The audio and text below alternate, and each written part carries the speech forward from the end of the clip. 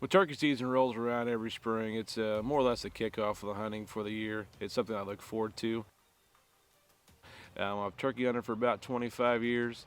It's just something I'm extremely passionate about. It's not even so much if I'm the one behind the gun, just taking people out, working the birds in. That's just something that I live for.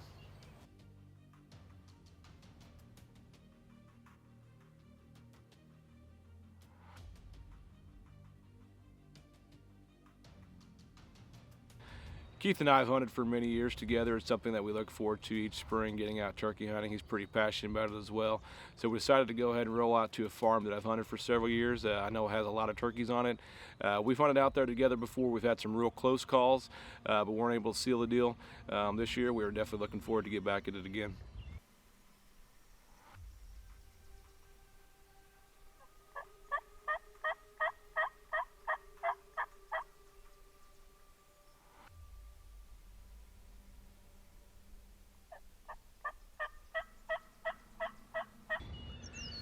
So Dave and I got together to go hunt this field that we've hunted together before. I've never had any luck there myself, but I know that there's lots of birds there. I was excited to get back out and give it another go.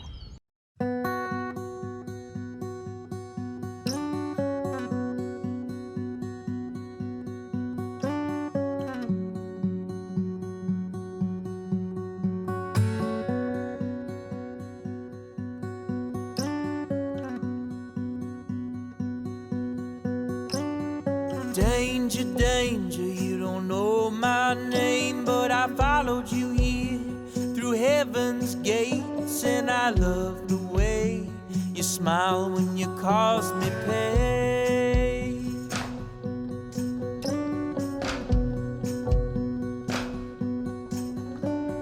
Vulture, vulture, I can see you spy from your spot up above. You watch the weather die, and I love the way you smile when you take to the sky.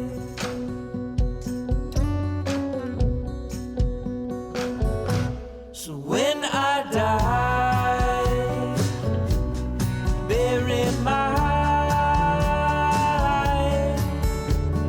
body in a three-piece suit. So while I lie,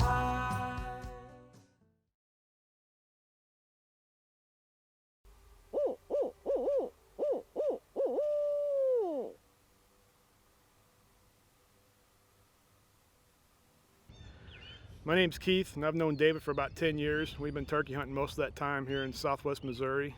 Spring turkey season's my favorite season. I can't wait to get out in the woods every spring and get to chasing turkeys.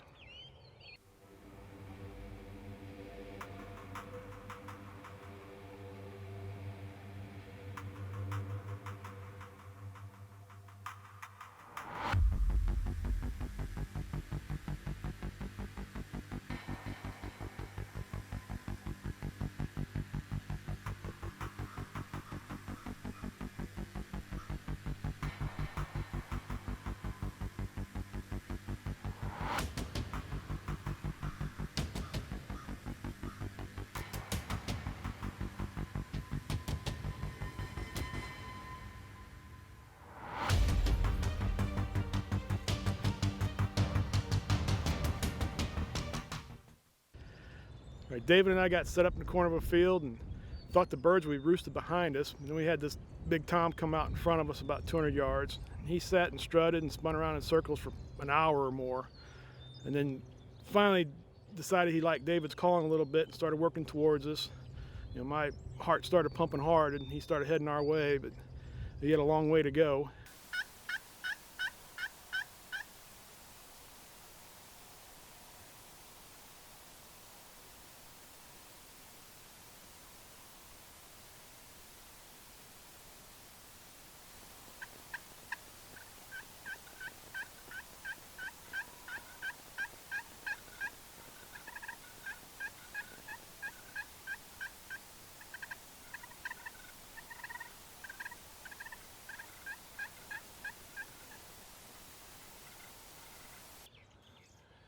So prior to our hunt, I'd went out and scouted the property. I knew pretty much where the birds had been roosting. So we got out there real early, got set up.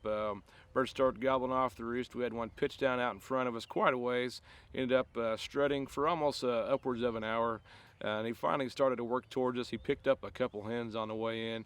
So we're pretty worried that it wasn't going to be able to seal the deal. He did finally break off after quite a bit of calling and started working his way towards us.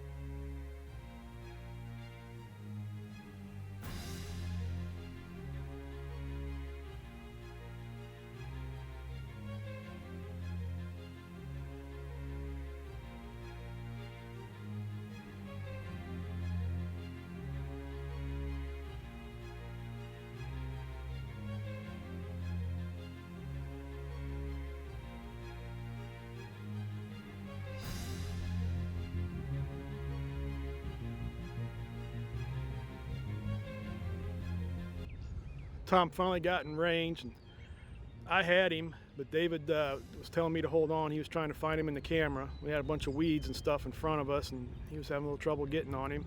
And then I thought he said go ahead, and I took the shot.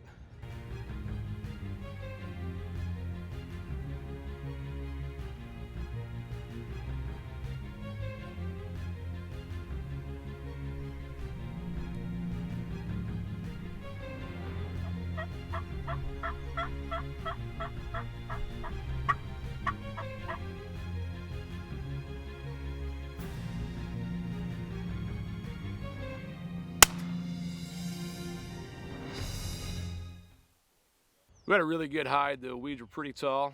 We were concealed really well, which also made it difficult for filming. I was working on getting on the bird as he was real close. Trying to whisper over to Keith to let him know to hang on just a second so I can get on him. He went ahead and took the shot, so I wasn't able to get on him, but we made a good shot, so it made it worth it anyways.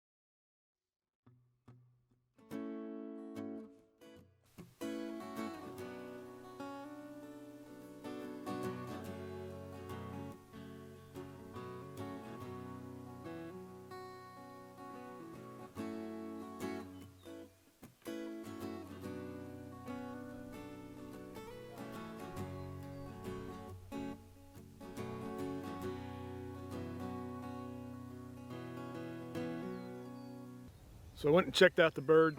He was a nice 3-year-old Tom, nice spurs, nice beard. Been coming out to this farm for several years with David, never got it done. I was really fired up to finally get one on this place, and something I'll remember for a long time. So although I weren't able to get him on film, I was pumped nonetheless because this property Keith and I had been trying to get on birds for a couple of years. We'd killed birds on other places, but this particular one had thrown us curveballs. So when it happened, I was extremely pumped. It's just something I live for, working in birds for people. Seeing the smiles on our face when it happens makes it all worth it. And he's so damn clever. Oh, a simple whisper in my ear tells me all that I want to hear.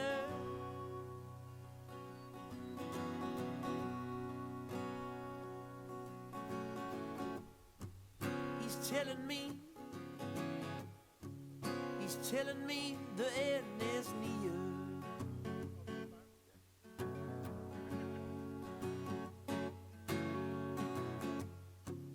He's telling me he'll hold.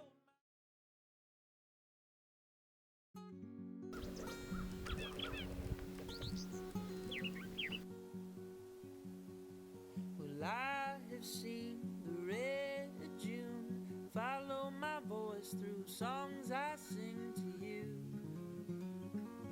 and I hope you hear them too. So I've been out doing quite a bit of scouting, and I found a new property that had quite a few birds on it, so I was pretty pumped to take Keith out there again and see if we can seal the deal one more time. And blue is flowing in the bed. Colors take me away, you know, to a special little place of my own. Miss the blue of the water wide, miss the leaves and the green of my home.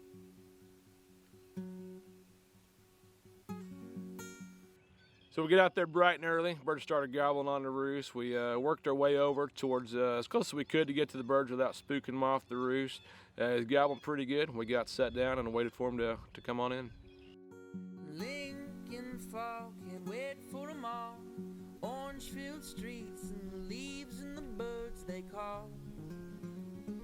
'Cause somewhere south they can go. And the fire's red like shame it spreads across the plains where we grow again. Find a spot we can wed. Colors take me away, you know, to a special little place of my own. Miss the blue of my summer skies, and miss the gleam from the green in your eyes. Colors take me away, you know, to a special little place. I don't know. Dadgum. I miss the blue of my summer skies, I miss the gleam from the green in your eyes.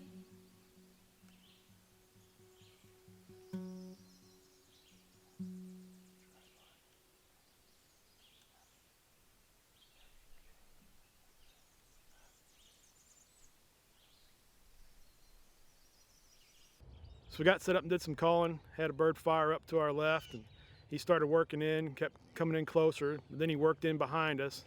He finally worked his way into range.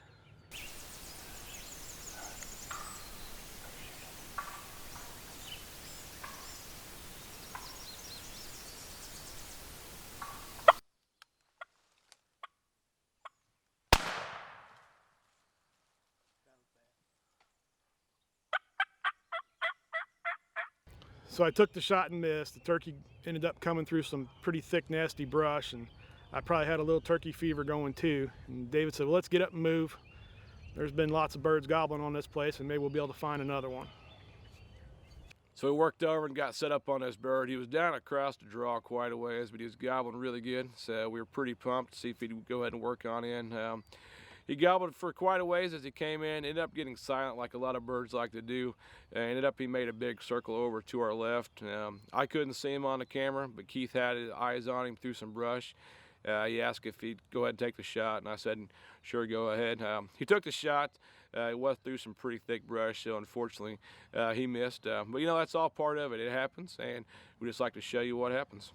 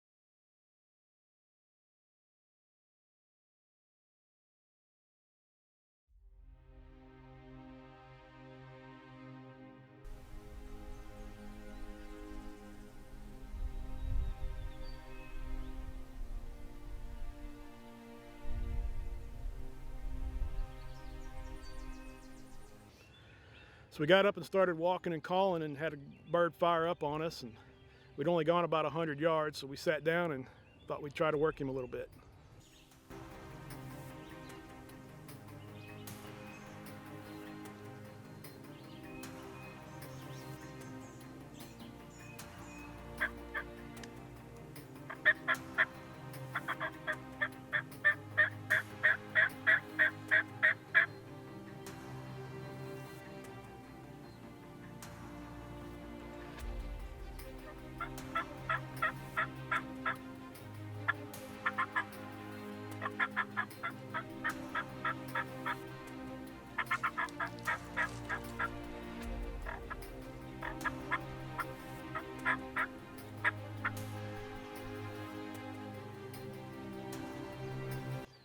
So we quickly got set up, had the camera rolling in the direction that the bird was gobbling. He started working his way in, and Keith was up to bat. He had his gun ready to rock and roll. Based on a train, the bird went around some trees over to our right-hand side. So we quickly adjusted the camera yet again. I got the bird on film, and I told Keith to go ahead and take the shot when he was ready.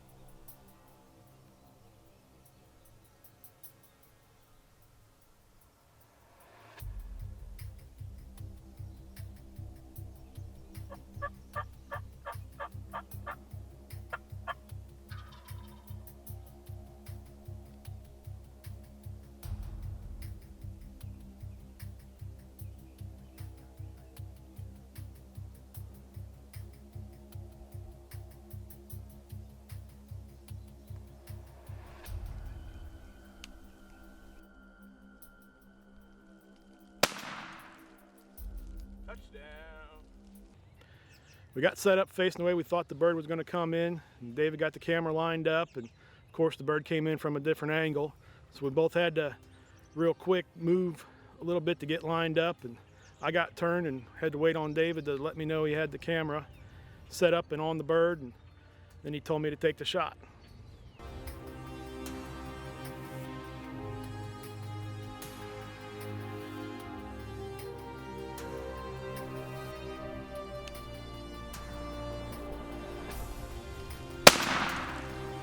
Well done.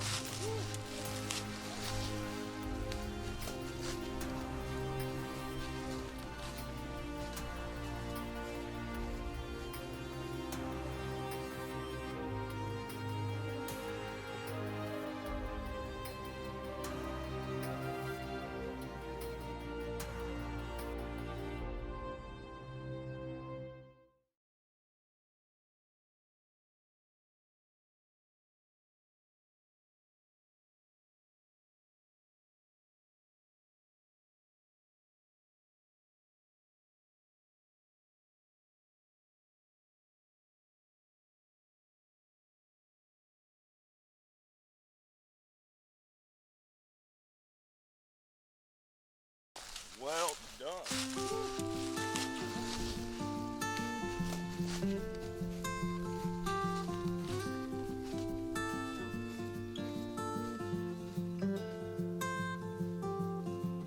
Look in the air, it's a bird, it's a plane, it's my heart falling down like rain on a cold tin roof, and I feel calm for the first time tonight. Thinking about missing another summer, the thunder that rolls while my mind sails steady lists and floats the sea, the calm breeze accompanying me. We went and checked the bird and saw that it was a nice tom. I was a little bummed out from earlier when I missed that first bird, but to get another shot in about 30 minutes time really made for a great hunt. So I was extremely excited to get Keith's second bird on film. It is very difficult to be able to watch the birds, get them on camera, as well as calling them in. It's a learning curve, something you just strive to do, but it's something we look forward to, and we're ready to go ahead and do it again.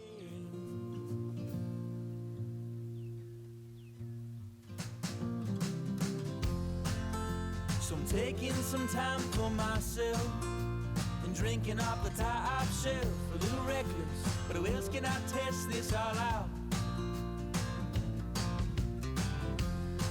And even the sharpest knife still bends when it's pushed in from the edge. You can abuse it, but you can't always use it as planned. No. And sometimes I find myself in vine in avocado. Use what I can find. I'm Travis Rapp, co-owner, co-founder of Assassin Calls. Being born and raised in Southwest Missouri was a blessing for any turkey hunter. I was able to start guiding out-of-state people and out-of-town people at the age of 14, and went full-time as a professional guide at the age of 18, and then just never looked back. Been building mouth calls, playing with pot calls for over 20 years.